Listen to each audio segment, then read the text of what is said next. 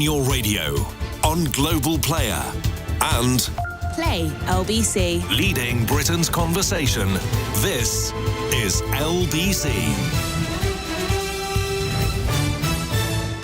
From Global's newsroom at 8 o'clock, the Chancellor has defended his spring statement after facing criticism for not doing enough to tackle rising energy bills. Labour says the government should have introduced a windfall tax for energy companies, but Rishi Sunak has told LBC why that wouldn't work. We need to get more investment into UK energy, particularly in the North Sea and also in renewables. And I want to see that investment happen. I think that's good for the 200,000 jobs that are in that industries. And a windfall tax would put that off. He's doubling the Household Support Fund to help with soaring energy costs to £1 billion. The increase in national insurance will still go ahead next month, but the threshold is also rising by £3,000 in July. It means people will be able to earn £12,500 before having to contribute. The Chancellor has also exclusively told LBC money raised through VAT on tickets for the concert for Ukraine next week will be returned to the charity. When you see that VAT on your ticket, assume that we're going to give that right back to the charity, and that, I think, will be a significant donation. The show for the Disasters Emergency Committee appeal is being supported by all of Global's stations. In the city, the FTSE 100 closed down 19 points at 74.60. The pound buys $1.32 and €1.19. LBC weather, dry and largely clear tonight. The odd shower for the far west of Scotland by dawn, a low of 2. From Global's newsroom for LBC, I'm Amelia Cox. This is LBC from Global. Leading Britain's conversation. Cross Question with Iain Dale. Hello, a very good evening. It's 2 minutes past 8 on LBC. Welcome to Wednesday's Cross Question. I sort of feel a bit punch drunk after that interview. I always think that once I've done an interview like that, my work here is done and I should go home. But here I am for the next 2 hours as well. I'm delighted I am too, because we are in the company of Faye Jones, the Conservative MP for Brecon and Radnorshire. She's PPS to the Leader of the House of Commons. Dame Angela Eagle, former Treasury Minister, and she's a member of the Treasury Select Committee and Labour MP for Wallasey. Jeevun Sandher is an economist at King's College London, a former Treasury official, and Gerard Lyons, Chief Economic Strategist at NetWealth and former economic advisor to Boris Johnson when he was Mayor of London. The number to call if you'd like to put your questions to our panel, and we will be concentrating primarily on the spring statement, as you would imagine, 0345 6060 973, and you can watch us on Global Player. Call 0345 6060 973. Tweet at LBC. Text 84850. Cross Question with Iain Dale. This is LBC. Before we go to our first question, I want to ask Angela and Jeevun what it's like to be in the Treasury as an official and as a minister on a day like this. Is there just a sense of palpable excitement, or do you just want to get it over with, Angela? Well, you get up early, you make sure you get in there before the press arrive. If you're not the Chancellor yourself, you're as supportive as possible to the Chancellor, who's got to go through the whole rigmarole. Everything's been sorted in advance. Most people will know exactly what's in the statement, and you just then hope that it's going to go well. So it's fantastically interesting to be on the other side of that door. And then you have to go out and talk to people like me. Yeah, but that's the fun of it. I'll take your word for that. Jeevun? Yeah, similar. The weeks and months leading up to it is a huge buzz, and the Treasury is a really special institution, a special place. And you produce this budget, which is the programme for government for the year. You're working right up until the night before, and then it closes off. The day itself isn't as stressful as the night before because everything is finalised. The statement is delivered, and then you're dealing with briefing kind of packages afterwards, but it's really the period leading up to the budget that's the most exciting bit. Have you ever experienced a budget where you've had one of your pet projects included in it, something that you've been working on over the years, and when the Chancellor gets up, you get a bit of a frisson? No, not quite. I worked on inequality and poverty under George Osborne, so it turns out that most of my ideas were not about Insert your own joke here, ladies and gentlemen. I have, though. Faye, go on.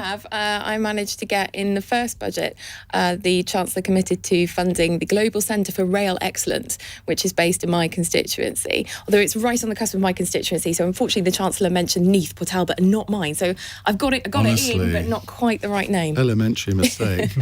Gerard, any budget day anecdotes from you? No, we're just following it from the other side, actually. It was interesting today. Normally, budgets are associated with lots of jokes, but today the Chancellor didn't use any jokes, which suggested it was a really serious event. Oh, see, now I feel I should have asked him about that. I hadn't noticed it. Right, let's go to our first caller. It's Martin in Doncaster. Hello, Martin. Hi, Iain. Hiya, panel. Yes, I'd like to know why, as a Chancellor and the Tory party, once again, abandoned people on the out-of-work benefits today in the spring statement. Gerard. Yeah, this is interesting. If one looks at the cost of living crisis, the cost of living crisis has three elements to it: higher inflation, the fuel increases, and then the tax increases. Today, the Chancellor, obviously, he said he couldn't do anything about the inflation side.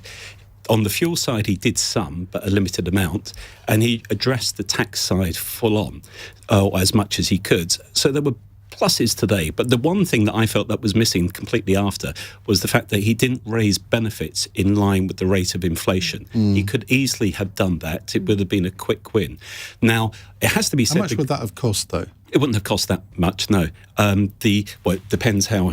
Well, I mean, given that if you assume that by the summer inflation is going to be at least 8%, and the rise in benefits, when did that come in? It would have been September. 3% September, it was 3.7%, yeah, wasn't it? Okay, well, that's quite a difference, isn't it? Yeah, but if we actually compare today's budget numbers compared to last October, they're £55 billion better than the OBR was forecasting last October. Has the OBR ever got a forecast right? Well, the issue is this, that the margin of error on these forecasts is so high, largely because you have two big numbers, government receipts and government expenditure.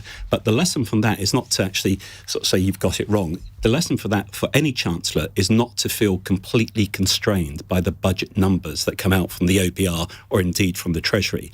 Therefore, one could argue that the national insurance tax increase needn't have gone ahead. Obviously, today the Chancellor tried to address that by targeting measures for those on low income. But in terms of the actual, coming back to your question on the benefit side, there was room for manoeuvre, both in terms of the last year and despite the increased debt servicing over next year, I felt there was room for manoeuvre there. But the Chancellor, if he was here, would have pointed out that national minimum wage is going up. That's a good thing. He did point that out. And he also would have said that they had made changes on universal credit. But we're getting into the detail. But I'll maybe pass over to Faye on this because she would have more. In a moment, because I know she's gagging to answer this question. But let's go to Angela first. I think it was a real omission, Martin. There are many people, such as yourself, who are on out-of-work benefits, not always because they're available for work, but because they can't work. And if we look... they're now bearing the brunt of this huge cost of living crisis. Benefits in general are going to be 5% less in real terms this year because of what's happening with inflation. They're already very low to begin with. And obviously people who are on a very low income have higher effective rate of inflation because they spend more of their money on food, they spend more of their money on heating, and those are the things that are going up. So I think it's a glaring omission for the Chancellor not to use some of this money. The cuts in real terms in benefits have saved the government £12 billion. He could have put some of that back, Martin, to help you out, and he didn't. And why do you think that was? Because in the past, I remember... When John McDonnell was Shadow Chancellor, one of his big things was saying, look, this is a political choice, or saying austerity was a political choice, not an economic one. Do you see this as a political choice? You'd have to ask him that. It seems he's got a blind spot. He didn't mention the people in our society that are going to be struggling the most in the next year, and he could have done something to help that, and he didn't. I think that... when you look at it, it's almost like he doesn't want... his answer on all of these things is always work's the best route out of poverty. Well, firstly, it isn't, because 60% of the people on benefits are actually in work and earning low wages. And secondly, there are some people who, through no fault of their own, I don't know what your circumstances are, Martin, can't work, either through disability or they've got some issues that they've got to deal with before they can be back available in the workforce, and they have just been abandoned. Faye Jones. Well, I don't agree. It won't surprise you to learn that I don't agree with Angela's assessment that they've been abandoned at all. I think, listening to the Chancellor, not just during the statement earlier on today, but in the hour that he spent talking to you and taking questions from listeners, he was very clear that he has had the most vulnerable in mind throughout his entire tenure as Chancellor, and that includes dealing with the biggest economic shock in 300 odd years. That's why he increased the universal credit payment throughout the pandemic. Martin, I'm sorry, I can't agree that we've done nothing. I don't call an extra £500 million in the household support fund nothing. That is going to go to between 3 and 4 million households around the country who are in the most vulnerable position. So I really can't agree. Well, that's about £120 per household. That's not going to go very far, is it? But when you look at that with the other measures in terms of bringing the universal credit taper down, which was announced at the budget last year, that's a £2 billion tax cut for 2 million families. So I think again that speaks to the fact that the Chancellor has had the most vulnerable in mind. But I think the other thing I would say is that he was realistic today. He was realistic about the challenges that we are facing and that he is not in a position to make everybody's problems go away. But I do think he is looking at this from a very holistic perspective and trying to deal with the growing pressures that we are all facing from the cost of living crisis, whether that's energy or whether that's fuel. I think he is taking the most holistic helicopter view of this as he can. I've never heard of a helicopter view before, but I kind of know what you mean. Angela, you wanted to come back there. Well, I think the other group that he hasn't really helped are pensioners as well, those that don't have extra pensions, again, on fixed incomes, inflation likely to be close to 8% by the end of the year, and they've got to manage on a 3.5% increase because the triple lock was taken off. So I think there are these people that he didn't refer to at all during the statement today. And at a time like this, when we're in the most ferocious cost of living crisis since the 1950s, 2.2% fall in living standards in 1 year, the largest on record, he should have thought of them and he should have done something for them. It was odd that he didn't really, I'm not sure he even mentioned the word benefits or pensioners in that whole statement. I mean, surely if you have, and I think we can all accept there is a cost of living crisis now. It's not, I don't think that's a political football. It's happening. So why on earth wouldn't a Chancellor of the Exchequer mention both of those groups? Well, I think he did. I think go back to I can't say if he used the right word. I can't. I was there for the entire statement, but I don't know if he used that exact word. I'll look back at. Can you remember anything he said? He certainly talked about vulnerable households, and I think that's not to be sniffed at. That household support fund is now £1 billion, and that's going to local authorities for them to make a decision about vulnerable individuals and making sure that they access the support that they need. And I think that's really positive that local authorities are able to deal with their constituents. He saved £12 billion in benefit savings by not increasing benefits, and the real value of benefits has gone down and down and down, and he's given £1 billion back. And you have to apply for it through an entirely different system. That's not the way to provide help. OK, let's go to Jeevun Sandher. Yeah, of course it was shameful. I mean, let's be clear about who suffers the most from this decision. It is the most deprived and the most vulnerable. The decision not to operate social security payments in line with inflation. It's those who cannot work. It is the severely disabled, pensioners and children. There is no way for them to make up the difference between lower social security payments and higher prices. £500 million today, but as has been mentioned, about £10 billion to operate it in line with prices. And the Chancellor today spoke a lot. He said it was tough decisions, difficult decisions. But the truth is, they're not tough for him, and they're not difficult for him, and they're not tough for people like him. The wealthiest people in this country have done incredibly well during this pandemic. The number of billionaires up by 15%, stock markets up by 25%. He has chosen not to tax them. He has chosen not to give in money to the most deprived people in this country. I do think that was shameful, and I think people at home will realise that too. We already face a hunger crisis. 1 in 7 children going hungry, and because of the Chancellor's decision today, more hungry children and more freezing pensioners. This anecdote from Richard Walker, I think his name is, the head of Iceland, saying that some food banks are turning away potatoes from places like Iceland, because people don't want them because they can't afford to cook them. Yep. And, I mean, I saw that. It's the same in my food banks in Wallasey. People don't have the capacity to use cookers because they can't afford it, so they can't take stuff that needs. This sounds like a sort of 1930s scenario. Okay, we've been hit by a number of shocks. Now, to give the Chancellor credit, he responded in the pandemic and the rate of unemployment fell sharply. And so, therefore, we should accept that when he feels he can provide help, he does. Now, if we look at the cost of living crisis, I think we need to break it down into three parts. There's the inflation component. He would argue it's outside his control. In some respects, it's a supply-side shock, but the Bank of England's been asleep at the wheel. The two other areas were areas that he today tried to address: the fuel increase and the tax increase. Now, on the fuel side, I would argue that he has not done enough. But then the scale of it is so incredible. The first caller to the question to the Chancellor, a lady called Hessel, was just talking about just the sheer quantum of the fuel tax increase. So I don't think we fully have seen that taken on board yet today, even though the measures announced, such as cutting fuel duty, were welcome. Then on the national insurance and the tax side, again, to reiterate the point, I feel he should have increased national insurance in the first place. But having increased it, there was a loss of political face if he reversed it or delayed it. But what he did do today, to give him credit, was that he targeted his measures for those people. I think anyone up to £40,000 probably benefits, according to what, something like that. So I think the welcome part today was the actual increasing national insurance allowance into line with income tax allowance, because that pulled a lot of people up, simplified the system. And that being said, as we've touched on, and I would agree with the comments just made, there were people who unfortunately fell through the cracks, for want of a best phrase, and I would have argued for more on the benefit side.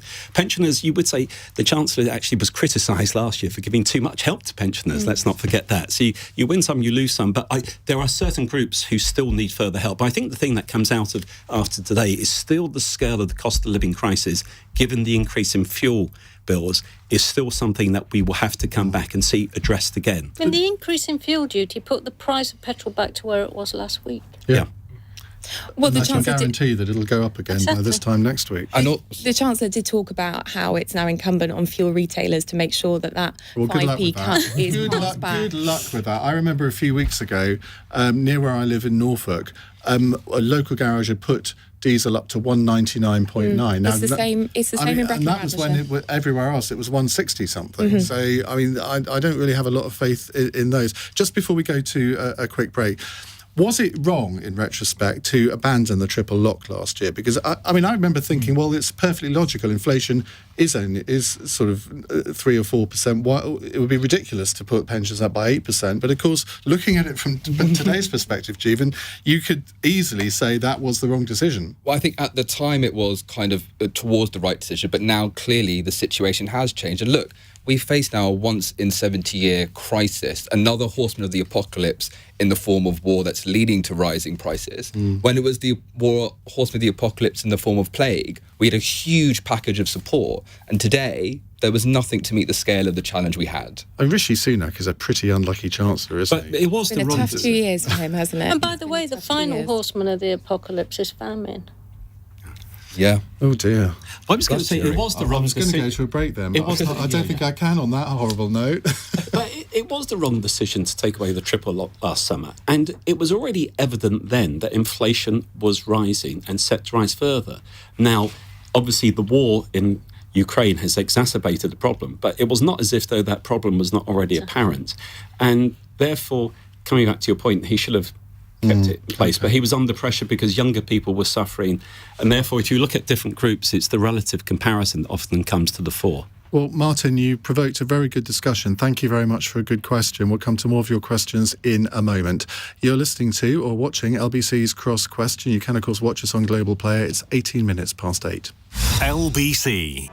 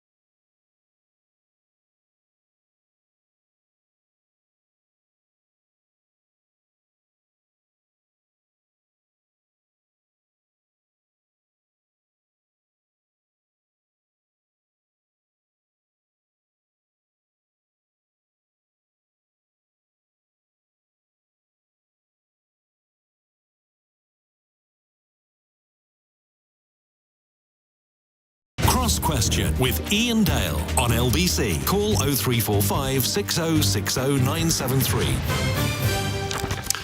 Very good evening. 8:22 is the time on LBC. We have with us Gerard Lyons, Jeevun Sandher, Dame Angela Eagle and Faye Jones, who one day will be a dame as well. I'm very sure of that. Let's go to another question. It's Andrew in Woodford. Hello, Andrew. Yes, good evening. Evening. Emmanuel Macron's government has limited gas prices to an increase of 12.6% and further promised help with help after April. The UK is facing a 54% price increase in gas. They're also limiting the increase in electricity to 4%. Why on earth can't we do the same? Good question. Jeevun Sandher, explain. Well, we can do, and we can pay to subsidise goods, but as a general rule, it's not a good idea to try and mess with prices too much. It does reflect the fact that gas is more expensive, and the way you want to really deal with these things is put more income in people's pockets so they can deal with it. You know, we are facing a different reality. It is true, energy prices are higher, so you want to make sure people have enough money to get through it, but also not making decisions around kind of what they're consuming that will not reflect the ways in which the world has changed. Areas with like food price controls and gas price controls tend to be poor overall. Because, Faye, in the pandemic, the Chancellor displayed that, frankly, he could do anything. You can take whatever powers you like if you really want to, but clearly he's decided not to here. Well, I think, the point there is pandemic. That was the biggest economic shock for 350 years. And our government support during the pandemic was worth £400 billion. That is an enormous sum of money. And that has to be paid back in some way. The measures that the Chancellor did put in place, furlough, he was incredibly innovative in what he did, but that doesn't come without a cost. And I think Jeevun's right in that, we cannot be seen to be kind of manipulating the market in that sort of way. That's why we can't do what's happened in France. We have a different approach. That's why we don't take those measures. And Jeevun, you said that the way through it is to put more money in people's pockets. That's exactly what we've done today by increasing the national insurance threshold. And I'm sure we're going to have an argument about, could it go further? Is it enough? But that is what we've done today. That is the first tax cut. Well, in 25 years. You've increased the national insurance threshold to give people a bit of money back for the increase in national insurance that the Chancellor 70% of workers today, 70% of workers today will be better off. I listened to Rishi. The increase. I listened to Rishi, but the point is he put national insurance up by 1.25%, which is 10% in real terms, what people actually pay. And then he wants plaudits for changing the thresholds a bit. Now, fine. Hang on, it's quite significant, though, isn't it? Because anybody under who's earning up to 35,000 will benefit. Is it 39? Will benefit from in this. July, not immediately. And he put them up in the first place, though, didn't he? And he made a choice. We said that he shouldn't introduce that tax at that time because it was obvious that we were going to have a cost of living crisis. He decided to tax those who employ people and those who work. He hasn't taxed at all those who make money from owning wealth or property. They have got no extra tax at all. So somebody who's renting from a landlord has to pay an increase because perhaps they're at work. The landlord doesn't get a tax increase at all. So this is an unfair tax which was levied at the wrong time because of the cost of living pressure. Now, in answer to the question on subsidising gas, we've obviously got a very different system over here. And so what the Labour Party said that we would want to do was to levy a one-off windfall tax on the unearned huge mega profits of the gas and oil companies. They've got so much cash now, they don't know what to do with it. They're doing share buybacks. They're completely drowned in cash. It's not unprecedented to have a one-off windfall tax so that you can actually then share that money out amongst the people who have to buy gas and electricity so that they can get them through this period when you've got a huge increase. And that was a possible other thing that could have been done. Gerard? Yeah, well, Andrew's question by asking about France reminds us, if we needed reminding, it's a global problem. And so everyone is trying to address it in different ways. I think part of the challenge in the UK is that we have not had an effective energy policy for some considerable time. Hence, that's left us very vulnerable. And while no one is to blame for the energy price shock, people should have been asking these questions in more detail before.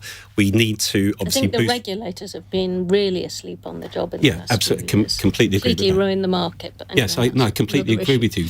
Ruin the market, We are discourage unanimous on investment. Renewables is clearly an answer, but at the same time, base load needs to be higher, hence the case for nuclear. The House of Lords had a great debate before Christmas. I remember watching Lord David Howe, others talking about the need to get nuclear back up.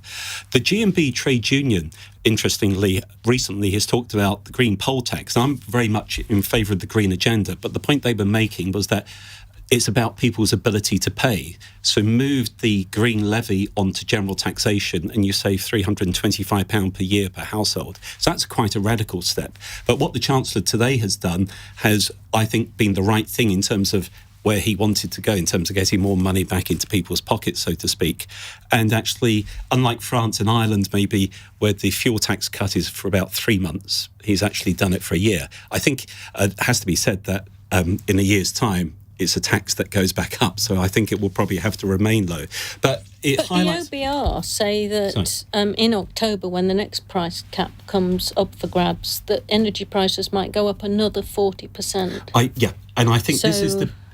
Obviously, there's different scenarios depending on what happens in the war and etc. But it comes back to a key point is that when one looks at the three challenges causing the cost of living crisis, inflation, fuel, and then the taxes, let's say for now, we can argue about the ins and outs, that the tax side has been addressed. The big challenge still is on the fuel side. And as you've touched on, that could yet hit people harder. And so that still needs to... require further assistance. In a way, Jeevun, I think we're only at the very start of this. And in 6 months' time, when he's got to deliver his budget, I suspect that we will be thinking of some of the price rises that we've seen in the past few months as pretty insignificant as to what is about to hit us, not just on energy, but food prices. Minette Batters from the NFU, somebody that you know very well, was sat in that chair on Monday night and she frightened the lives out of the rest of the panel. Ukraine is the breadbasket of Europe. And we are woefully self-sufficient. We only produce 56% of our own food, and I think food production is something that we really need to look at and really consider our food security. Do you think maybe, I've got no idea, but maybe in his thinking was, well, I don't want to do it now because I need to see what the next 6 months bring along? Well, the thing is, if that was his thinking, it's the wrong thinking to have. If we look back at COVID when it first started, we had the Chancellor deliver his first fiscal statement and had to come up very quickly to kind of sort out the problems that we have. If we have price rises, you should deal with it today. It's certainly true prices are going to rise. We're feeling it already. It's only 6%. We think it's going to get up to 8 or 10%. This year is going to be incredibly difficult. But something else we didn't see today from the Chancellor, the question was about gas and energy. No long-term plan for how we're going to get to lower bills for British households.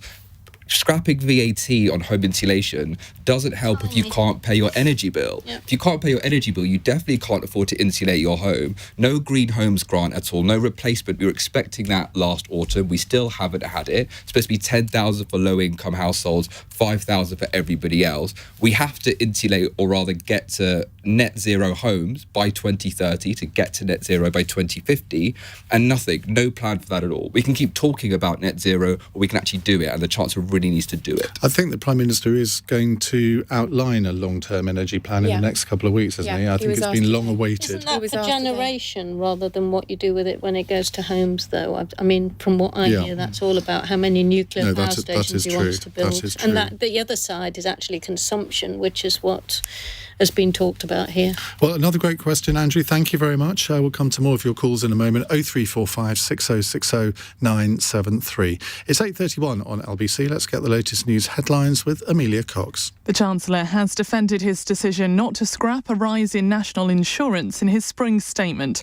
Rishi Sunak has denied taxing jobs when it comes into force next month. He's told LBC every penny raised will legally go towards the NHS and social care. The Chancellor told MPs the the amount someone can earn before contributing will also rise, though, by £3,000 in July. Money going towards the Household Support Fund will double to £1 billion, but Labour says the government isn't doing enough to help people with their energy bills.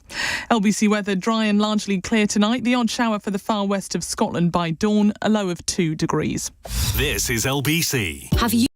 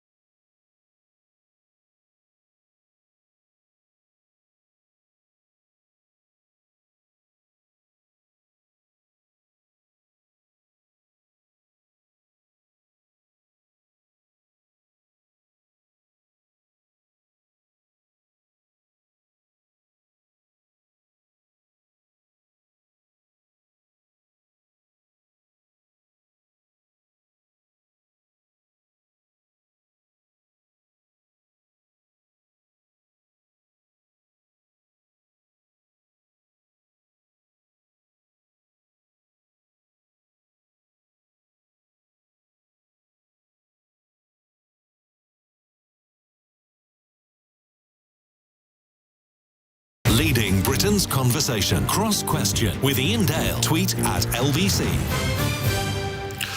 8:34 on LBC. You're listening to Cross Question. We have Gerard Lyons, Jeevun Sandher, Dame Angela Eagle and Faye Jones with us answering your questions. I'm going to read out this text, which is not really to do with the programme, but if any of you would like to make a comment on it, Angela and Faye, you may have got constituents in this situation. It's from Paul in Newcastle. He says, I've been diagnosed with cancer 2 weeks ago. I applied for employment and support allowance as I'm unable to work. I'm self-employed. Today I received a letter from Job Centre Plus that I've not paid enough NI to get support.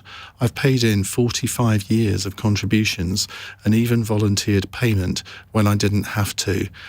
Can you give advice to Paul there as to what he should do? Well, it'd have to be very specific to what he'd paid when, but I think the general point, apart from wishing him well, is to say we've not got a system of employment contributions that matches a more modern labour market. But if he's been paying it for 45 for the self-employed, years. but it's a much reduced rate for self-employed people.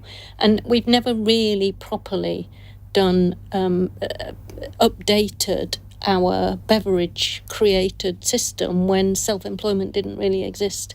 And we need to come up with a much better system for those who are self-employed to allow them, I think, to have access to pooled contributions for holiday pay and sick pay, because if you're self-employed you can't get that from an employer. So we just need to reform. Unfortunately, we haven't reformed, and that's why he finds himself in that situation. Is it worth him, Faye, though, writing to his local MP? Because often when the Department of Work and Pensions get a letter from an MP, they do actually tend to look at it properly. Yeah, very speedily, and I think all members of Parliament have access to sort of internal queries, sort of hotlines where you can get those things expedited.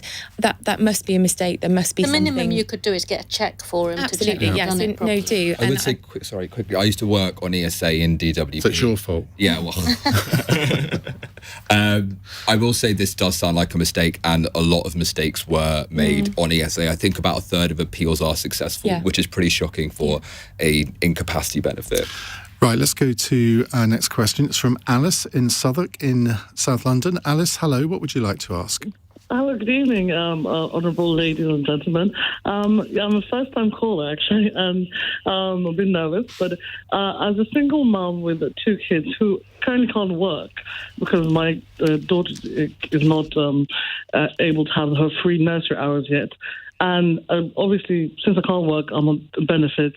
What if nothing's going to change now?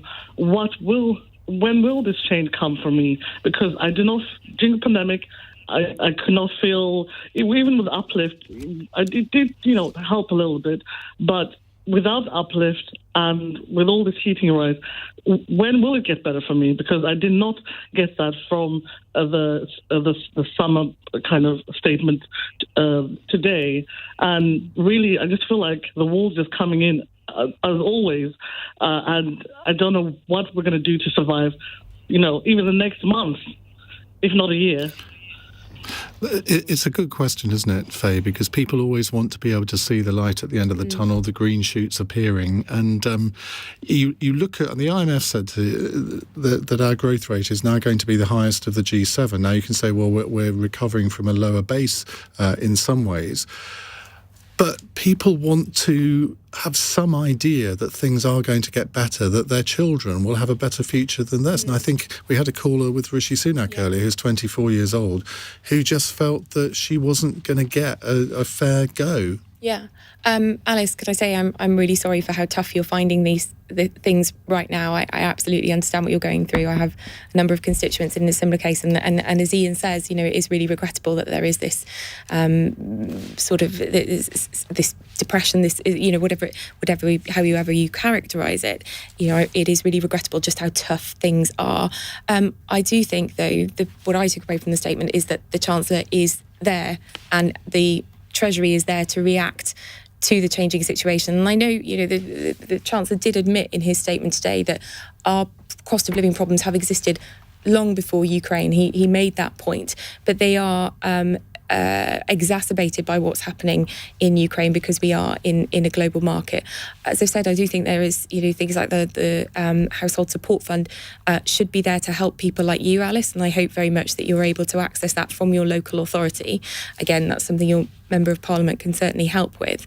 But, again, over the last 2 years, and Iain, your point earlier on was that Rishi has had a very difficult time as Chancellor. He has always been there with an innovative response. We can debate the merits or not, but he reacts as quickly as he can make the Treasury react to these situations. And I would love to see, or I'd love to be in the position to say, by September this will all be over. But he was frank about that today, that we do have some very difficult challenges. Well, there were lots of words like regrettable and difficult and tough, but the truth is, of course, this isn't the Treasury's decision, it's the Chancellor's decision. If the Chancellor wanted to end this for you today, he could do. He made a decision not to. Now, the Chancellor ended up with £20 billion more today than he was expecting. 10 billion would have got him back to social security payments in line with inflation, chose not to do that. The universal credit uplift, 6 billion, about 0.6% of government expenditure. The truth is, the Chancellor Chancellor has made a political decision. And I'm sorry, Alice, that political decision has not favoured you. He's chosen not to help you at this point in time. That is the decision the Chancellor made. And that's absolutely not an economic necessity. When the Chancellor wants to cut taxes, he does do so. But when he doesn't want to help you, he doesn't help you. And I am very sorry. Gerard.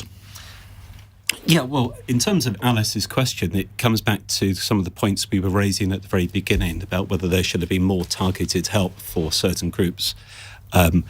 In general terms, from the Chancellor's perspective, what he needs to do, and he's trying to do, is first get the macroeconomic climate better. And that has succeeded in some respects because unemployment rate is now low. But at the same time, he needs to get more income into people's pockets. One could have argued maybe he should have been more aggressive on income tax cuts, for instance, but it's a judgment call. But the second area is targeted measures, and we've seen some targeted measures today, but it's quite clear from a couple of the conversations that people have fallen through the cracks. When you answered Alice's question, first of all, you mentioned the lady who rang in earlier. I think her name was Sarah or something. She was from Grimsby. Yeah. What was interesting listening to her, she was 24, and I see this with two of my three children. One's a doctor and one is a school teacher. Both of those, you were thinking good jobs, are not earning sufficient amounts given the price of housing. It's not just in terms of whether you want to buy a house, but actually the rental rates as well. So what we're finding, I think, across different parts of the country is people's discretionary income is squeezed once they've paid their transport bills, once they've paid their housing.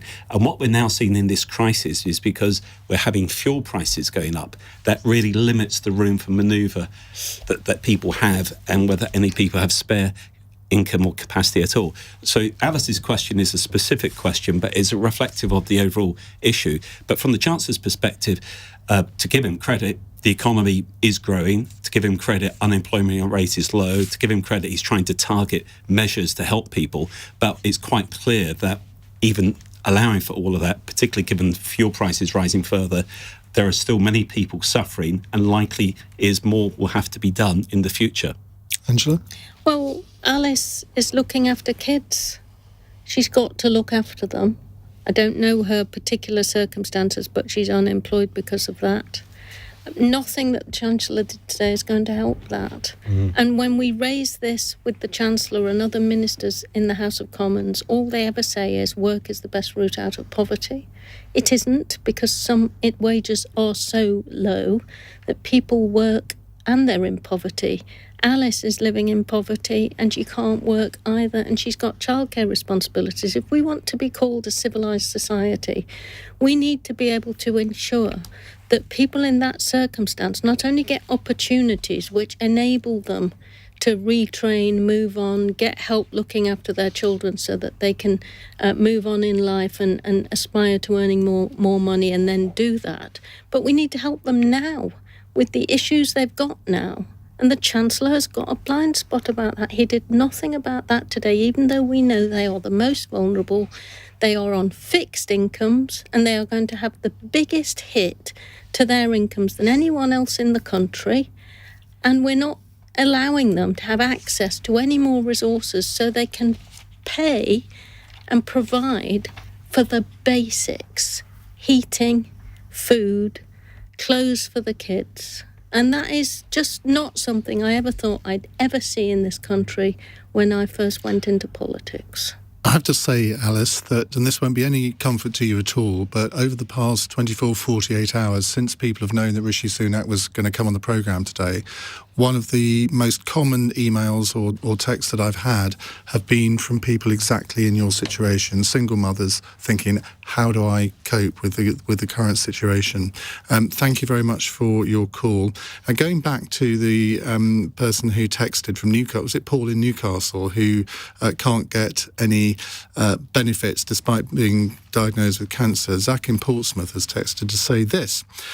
Your text to diagnosed with cancer. When I was undergoing chemotherapy in 2015-16, I received the same communication from the DWP, refusing me any support. But when I told my Member of Parliament, Penny Mordaunt, she personally intervened, and within a week, yes, just 7 days, I received a cheque for over £600. I'll never forget Penny for that, and will always recommend constituents write to their MPs. I wish that gentleman all the best in his own battle with cancer. Well, I say this often, important. I mean, it often is the only bit of advice I can give. If a public authority receives a letter from a member of parliament, they generally kick into action. You may not get the answer that you want, but at least you will hopefully get a definitive answer, because members of parliament, A, don't like being lied to and don't like being sort of, well, taken around the course which doesn't end positively. We spend a lot of time dealing with the DWP and their wrong decisions about people on benefits, and a lot of this comes from this view that somehow if you're on benefits it's your fault and or you're scrounging. No. George Osborne used those very words in a budget speech, and the attitude to people who the vagaries of life sometimes lead to rely on benefits is disgraceful, and I think it often is shown by the way that the DWP gets these things very, very wrong and leaves a lot of people who are very vulnerable in situations which are heartbreaking. But you are right to say that, when we step in, they do turn things around very, very quickly. I got one of the first things I did just after being elected was get nearly £6,000 back for a constituent on a universal credit problem. So, when it falls down, I know how frustrating it is, but when it works well, and I have to say, I have personal experience of this. When my mother was diagnosed with cancer last year, she had never even, researched benefits, never even Googled it, but she made an application and she was paid an attendance benefit straight away. So it can work really well. Obviously, it needs improvement, but there is a system there for us to be able to help. OK, we'll take more of your calls in just a moment. And if you'd like to text me one of our fun texts for the end of the programme, our panel love those. So you can be as innovative as you like. Maybe give it a sort of budgety type theme if you want. Be my guest. It's 8:48. This is LBC.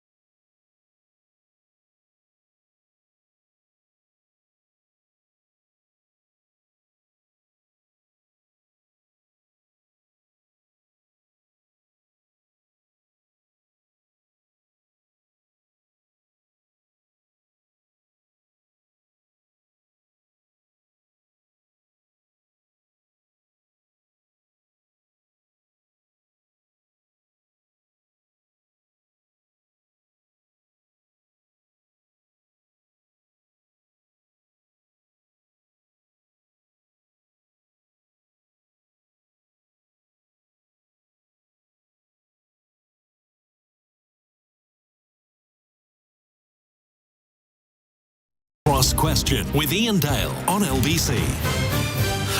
It's 8:51. Gerard Lyons, Jeevun Sandher, Dame Angela Eagle and Faye Jones with us answering your calls. Let's go to Pauline in Watford. Hello, Pauline. Hello. Given that a civilized country is denoted by how it treats its most vulnerable people, do you think, panel, that Johnson and Sunak, the billionaire, have treated the most vulnerable people in the United Kingdom in a civilized manner in 2022? Don't forget, the sixth richest country in the world. Gerard Lyons. Well, the answer, I would say, is yes, notwithstanding the comments we made about benefits earlier. What one has to remember is that we have had a huge economic shock and the budget finances were in a terrible shape. I thought that we saw some very important targeted measures during the pandemic. And we've seen, as we've said already earlier, there's targeted measures so far this year. But could more have been done for certain groups? I think we've already said that. But I don't think the fact that certain groups could have received more money should lead to a blanket criticism that they've not done enough to help all those in difficulty. I think there is a real challenge here. If I could step back and look at it in economic terms, we have a huge budget deficit and you can do four things. You can borrow, you can raise taxes, you can cut spending, which happened 10 years ago, or you could grow the economy. The good thing that Johnson and Sunak have not done is austerity. They've not gone down the route that George Osborne wrongly went down. So they've gone down a combination of the other three areas: borrow more, raise taxes, but then he's trying to mitigate that today with some targeted changes, and grow the economy. I would be arguing, to address the question, Pauline's question, we should be trying to grow the economy more so that there's more room for manoeuvre, so that there is then more scope to actually cut That was what taxes Ed Balls always used to argue, didn't he? It is true, but we don't and want what to... Rachel Reeves argued today and has been arguing in the run-up to this spring statement. In fact, Rachel Reeves, in her comments, she did make the key point that it's linking, she didn't necessarily use these words, but is linking growth to the budget figures. You need to grow the economy to get the budget finances under shape. So coming back directly to Pauline's question, we've not gone down the route of austerity, so I think it's unfair to say that they've sacrificed the most vulnerable, but there are, as we've touched on, certain groups who we feel should... Well, this is a bit austerity light, though, isn't it? Austerity light? I would say we have. No, I don't think so. I would say if you look at the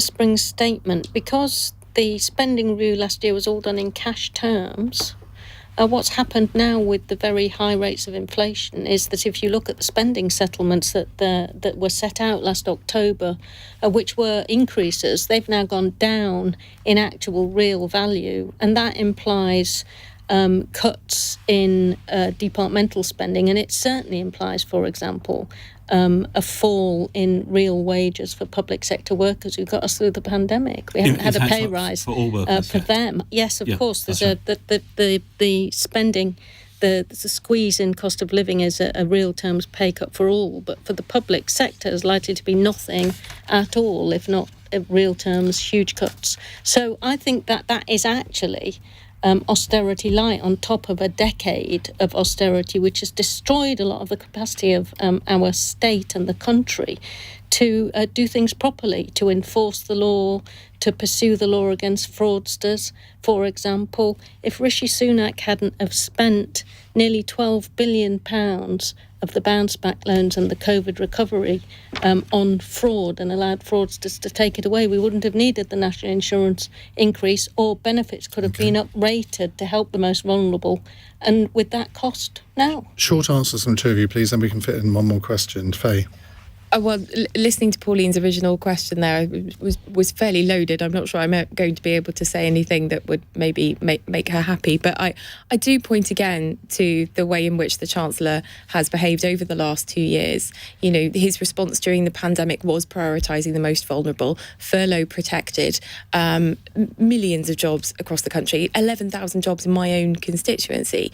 That increase in universal credit was directly benefiting those on the lowest incomes. And again, today, I don't think we should be sniffing at £1 billion of a household support fund that is there to protect 4 million households who need it most. And, the increase in the national insurance threshold is a tax cut for 70% of workers. So I'm sorry, Pauline, we don't see eye to eye on that one. Jeevun? Well, the truth is that, of course, the Chancellor doesn't look after the most vulnerable, and I would agree a civilised country does make sure you feed your kids. I think the first priority in politics, once you've defended your border, is feeding the children. I think to live in a country where children are going hungry is shocking and abhorrent. The other thing I would add is this: a civilised country is also one that looks after its young, and that's something this Chancellor hasn't done.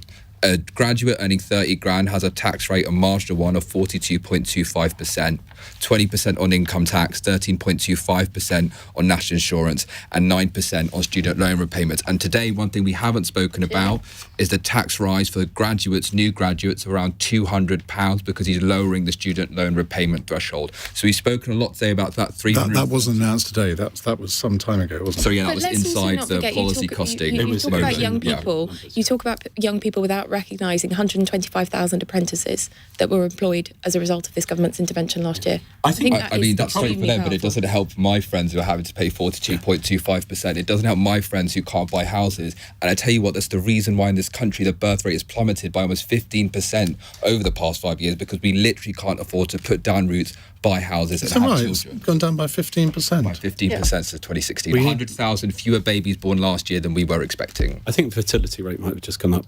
But I think the point is a valid one. Look, the tax take is too high. And in fact, we have the tax take is probably at its highest rate as proportion of GDP since late 40s. Yep. And what one sees in many other countries is the best way to get growth going is by reducing taxes. And that's a fundamental issue here. Even after today's tax changes that are tax cuts, over the course of this parliament, taxes will go up. So I think what we're seeing is the need to get taxes down. Also, in terms of housing, again, it comes back to monetary policy and inflation. I know the Chancellor doesn't take direct responsibility there, but for far too long, we've had too lax monetary policy. Even though we've had only low rates of headline inflation, we've seen rampant asset price inflation for over a decade now in terms of asset prices, financial markets, and property prices. And I think the housing issue, therefore, one might argue easing planning restrictions to get more properties built is a solution to go down as well. So there's lots of reforms that are needed.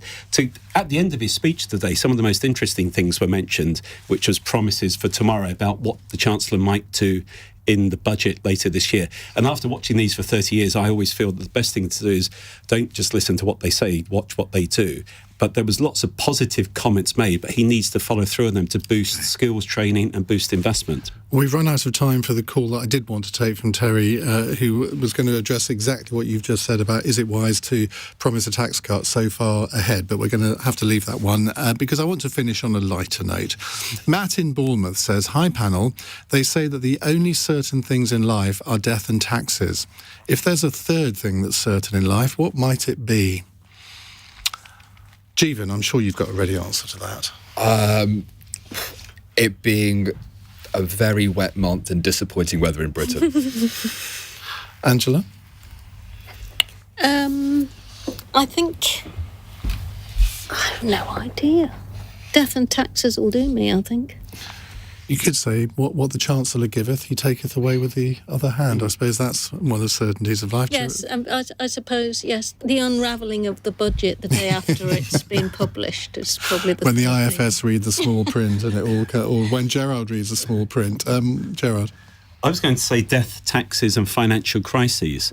And as interest rates start to rise, that might come back more to the fore. As a Fulham fan, it always used to be who's the worst player. Maybe as an economist looking at the budget, it's who's the worst Chancellor of all time. Death, taxes and Chancellors who gets it wrong eventually. Who's the worst Chancellor of all time? That would be a good hour-long phone-in, wouldn't it? Faye? Well, I don't know. Two things popped into my head. One was about rain in Wales, but it's absolutely beautiful there at the moment. English football disappointment. I don't know. Wales just lost to Italy on Saturday, so I've got no place to crow. I don't know. Superb try that was. I'm not ready to talk about it, Angela. Yeah. But Angela's comment about budgets unravelling, often it's said that the budget that looks good the next day unravels by... Well, it is a certainty that the opposition tries to shoot holes in any budget, isn't it? Remember George Osborne and the pasty tax? And But everyone's been so critical or put the boot in the today's. Maybe it will stand the test of time. Well, one can but hope so. Gerard Lyons, Jeevun Sandher, Dame Angela Eagle and Faye Jones, thank you very much for joining us on Cross Question. We will be back with another one on Monday. Tomorrow night, though, at 7 o'clock, we have Rachel Reeves, the Shadow Chancellor. She's going to be sitting exactly where Angela Eagle's sitting at the moment, taking your calls. So hope to hear from you tomorrow night from 7. Coming up in the next hour, though, we're going to get more of your reaction to the spring... Excuse me, see, I've been talking too much. To the spring statement, 0345 6060 973. It's 1 minute past 9. On your radio, on Global Player, and Play LBC. leading Britain's conversation. This is LBC. From Global's newsroom at 9 o'clock, the Chancellor has confirmed the rise in national insurance will go ahead as planned next month. Rishi Sunak has been telling MPs how he plans to tackle the cost of living crisis in his spring statement. Speaking to LBC, he denies being embarrassed to call himself a tax-cutting Chancellor while increasing taxes.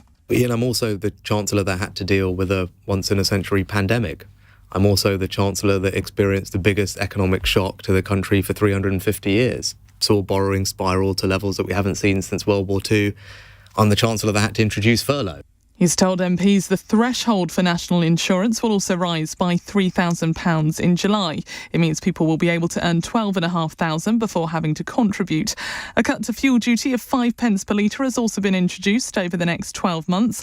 These people in Stevenage have told LBC they're worried about young families. Parents bringing up children who really have no income at all, really on